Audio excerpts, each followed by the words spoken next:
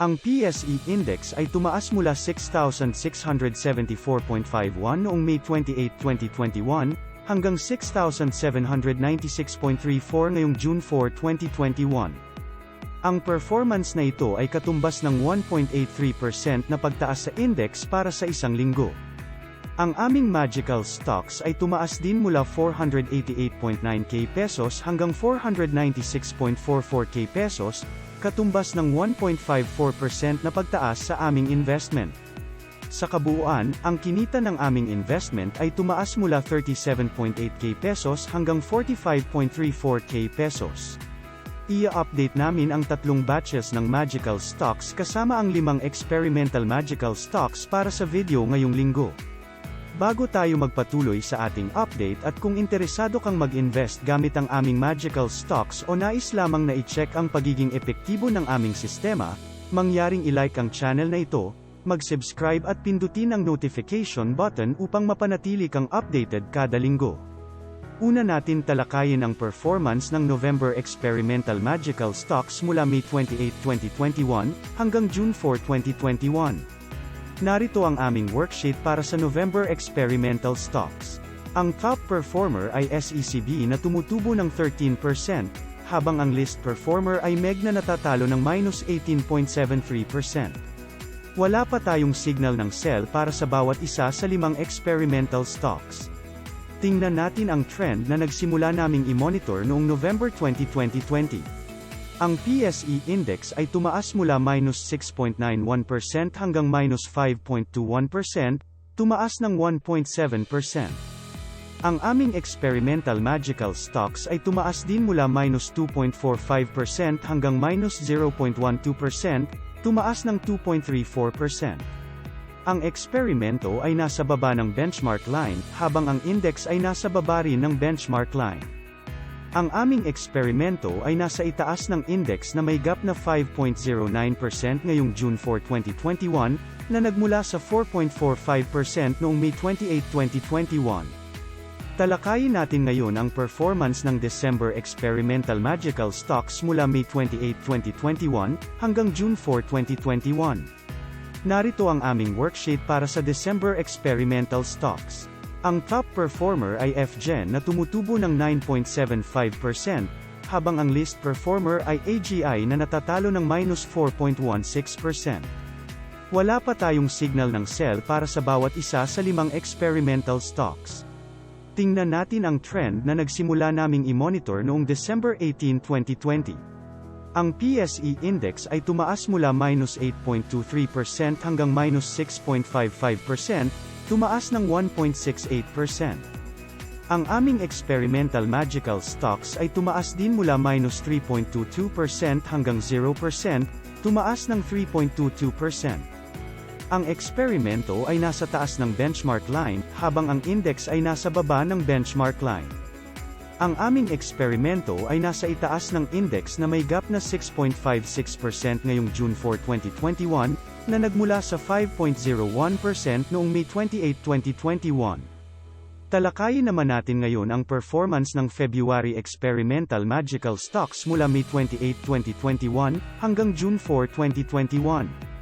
Narito ang aming worksheet para sa February Experimental Stocks. Ang top performer ay SCC na tumutubo ng 8.99%, habang ang list performer ay VLL na natatalo ng -10.17%. Wala pa tayong signal ng sell para sa bawat isa sa 5 experimental stocks. Tingnan natin ang trend na nagsimula naming i-monitor noong February 19, 2021. Ang PSE Index ay tumaas mula -3.64% hanggang -1.88%, tumaas ng 1.76%.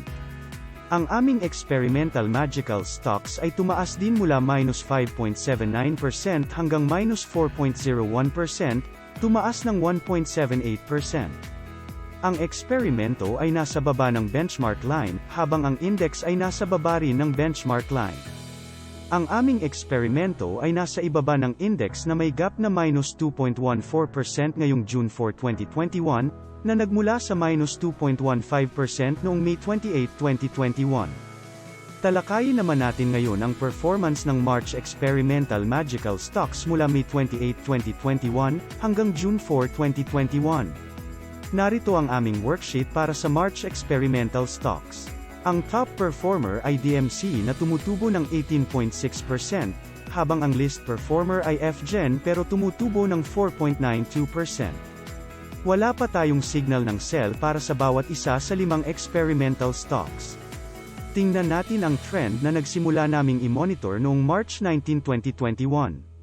Ang PSE Index ay tumaas mula 3.7% hanggang 5.6%, tumaas ng 1.89%. Ang aming experimental magical stocks ay tumaas din mula 7.34% hanggang 10.62%, tumaas ng 3.27%. Ang eksperimento ay nasa taas ng benchmark line, habang ang index ay nasa taas rin ng benchmark line. Ang aming eksperimento ay nasa itaas ng index na may gap na 5.02% ngayong June 4, 2021, na nagmula sa 3.64% noong May 28, 2021. Talakayin naman natin ngayon ang performance ng May Experimental Magical Stocks mula May 28, 2021, hanggang June 4, 2021. Narito ang aming worksheet para sa May Experimental Stocks.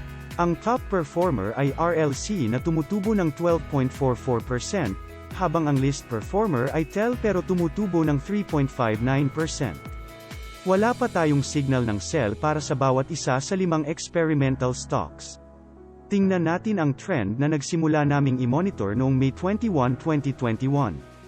Ang PSE Index ay tumaas mula 7.67% hanggang 9.63%, tumaas ng 1.97%.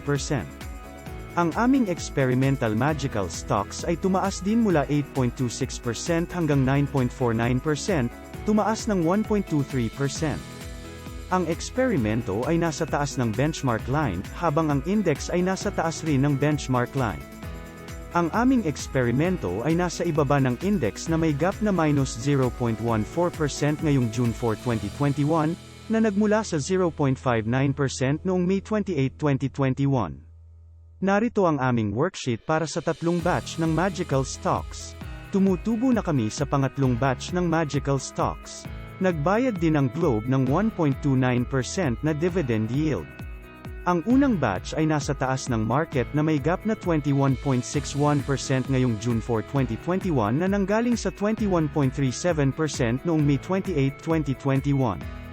Ang pangalawang batch ay nasa baba ng market na may gap na minus 0.03% ngayong June 4, 2021 na nanggaling sa 1.27% noong May 28, 2021. Ang pangatlong batch ay nasa baba ng market na may gap na minus 4.97% ngayong June 4, 2021 na nanggaling sa minus 5.18% noong May 28, 2021. Sa summary ng aming investment, ang unang batch ng Magical Stocks ay tumutubo ng 36.06% na nanggaling sa 33.77%.